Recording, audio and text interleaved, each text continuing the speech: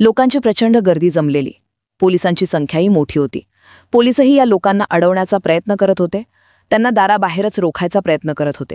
पण लोकांना कुणाचा ऐकत होती ना, कुणाला आवरत होती. आणि अशातच लोकांचा रेटा वाढला, घोषणा वाढल्या, न्याय द्या ही मागणी घुमायला लागली. आणि अशातच लोकांनी गेट तोडलं. गेट होतं कोर्टाचं. संतप्त झालेल्या लोकांनी थेट कोर्टाचं दार उघडलं आणि मालेगावमधला तणाव वाढला. शुक्रवारी सकाळीच मालेगावमध्ये जनाक्रोश मोर्चा निघाला होता.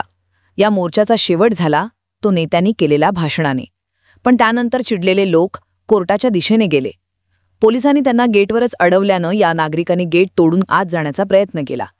हा सगळा राडा झाला मालेगावच्या डोंगराळ भागात चिमुरडीवर अत्याचार करणाऱ्या आरोपीला फाशीची शिक्षा देण्यात यावी या मागणीसाठी. पण शुक्रवारी नेमका काय राडा झाला? जमाव इतका चिडला. त्याआधी गुरुवारी कोर्टात काय झालं?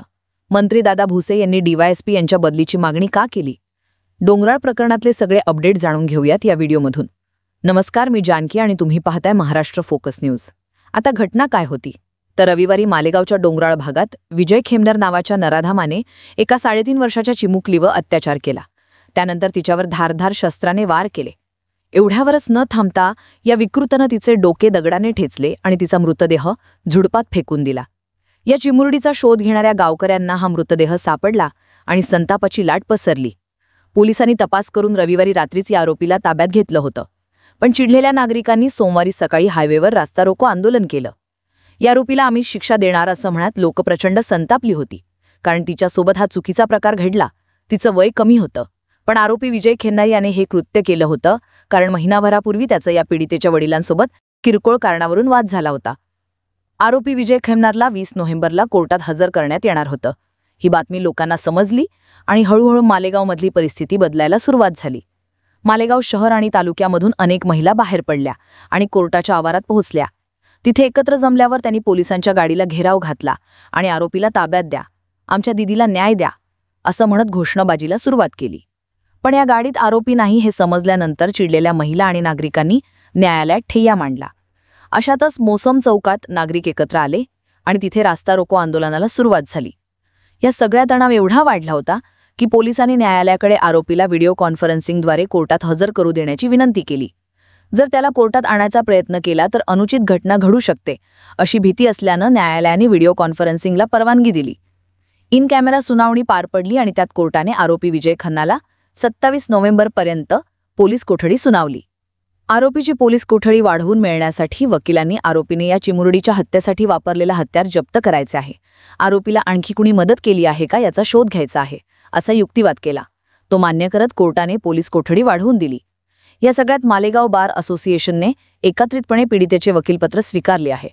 कोणताही मोबदला न स्वीकारता सगळे वकील एकत्रितपणे या मुलीला न्याय देण्यासाठी कोर्टात हजर झाले.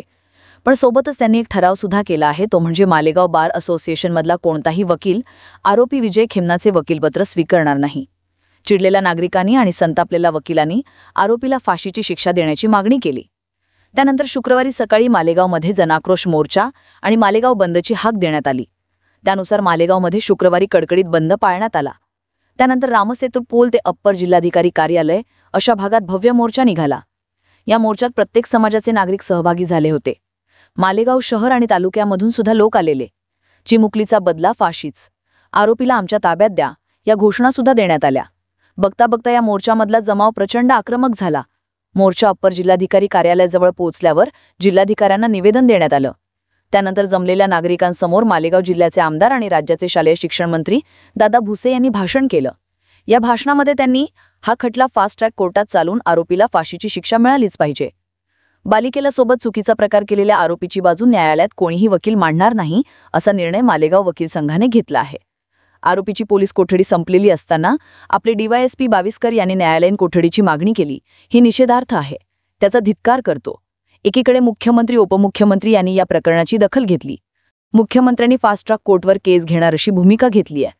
पण डीवायएसपी बाविस्करांनी न्यायालयीन कोठडी मागितली हे कोणाच्या सांगण्यावरून केलं? हा मालेगावला जाणून बुजून बदनाम करण्याचा प्रकार आहे असं म्हणत त्यांनी संतप्तपणे टीका केली. त्यानंतरही दादा भुसे यांनी डीवायएसपी बाविस्कर यांच्यावर टीका केली. मी पोलीस अधिकाऱ्यांकडे मागणी केली.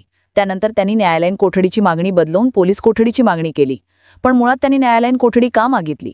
या डीवायएसपी यांची बदली करा अशी माझी मागणी आहे. पण नागरिकांची मागणी आहे या डीवायएसपीला निलंबित केलं पाहिजे. त्यामुळे मी जशी मागणी मुख्यमंत्री देवेंद्र फडणवीस यांच्याकडे करतोय असं म्हणत त्यांनी थेट डीवायएसपी बाविस्कर यांच्या निलंबनाची मागणी केली. दादा भुसे यांचं भाषण झाल्यानंतर जमलेला जमाव हा अप्पर जिल्हाधिकारी कार्यालयावरून निघाला आणि थेट कोर्टाच्या दिशेने गेला. कोर्टाच्या आवारात सुद्धा आरोपीला फाशीची शिक्षा देण्याच्या घोषणा घुमू लागल्या होत्या. पोलिसांनी चिडलेल्या नागरिकांना कोर्टाच्या गेटवरच अडवलं होतं. पण नागरिक इतके चिडले होते की ते कोर्टाचं गेट तोडून आत घुसले आणि तणाव प्रचंड वाढला. नागरिक थेट कोर्टाच्या आवारात आल्याने पोलिसांची सुद्धा प्रचंड तारांबळ उडाली होती. त्यावेळी पोलिसांनी सौम्य लाठीचार्ज करत कोर्टाच्या आवारात जमलेली गर्दी पांगली. पण यात काही जण किरकोळ जखमी झाल्याची माहिती माध्यमातील असलेल्या बातम्यांमधून देण्यात येत आहे. सलग 2 दिवस मालेगावच्या कोर्टाच्या आवारात तणाव वाढलाय. आधी महिलांनी कोर्टात पोलिसांना गराडा घातला होता आणि आम्हीच आरोपीला शिक्षा देतो अशी भूमिका घेतली होती. तर शुक्रवारी शेकडो नागरिक एकाच वेळी कोर्टात शिरण्याचा प्रयत्न करत होते.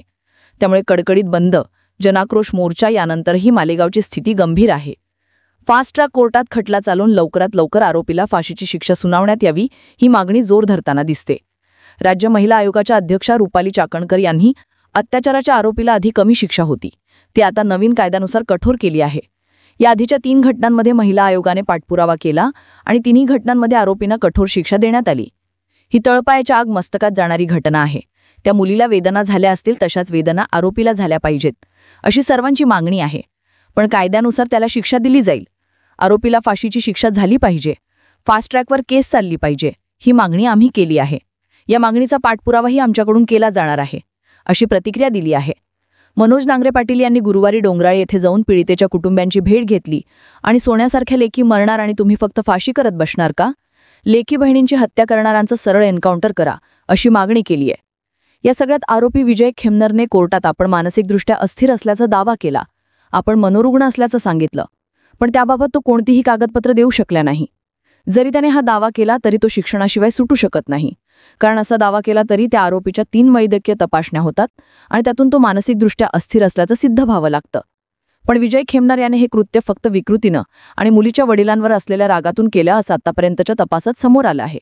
त्यामुळे नागरिकांचा संताप वाढत चाललाय. पोलिसांच्या गाडीला घेराव घालण्यापासून कोर्टाचं गेट तोडून आत घुसण्यापर्यंत पोचला आहे मालेगावची ही घटना. पोलिसांची भूमिका आणि नागरिकांची मागणी याबद्दल तुम्हाला काय वाटतं? तुमची मतं आणि प्रतिक्रिया कमेंट करून नक्की सांगा.